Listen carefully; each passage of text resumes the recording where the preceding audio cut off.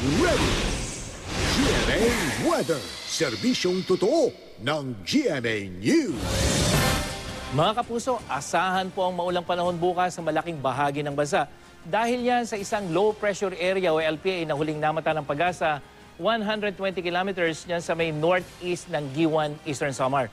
At dahil sa inaasahang paglapit ng LPA, katamtamang ulan ang maranasan unang-una dyan sa Bicol Region. Umaga pa lang po yan, base sa datos ng The Weather Company. At sa hapon, magiging maulan na rin sa mga rehiyon ng Mimaropa, Calabarzon, Central Luzon Region. Maging dito po sa Metro Manila na kung saan mataas po ang tsansa ng pag-ulan. Umaga pa lamang po yan hanggang pagdating ng gabi. Kaya sa mga lalabas ng bahay, maging I am ready at magbaon ng payong at kapote. Asahan din po ang pag-ulan sa mga susunod na araw dito sa Metro Manila, lalo na pagdating ng hapon.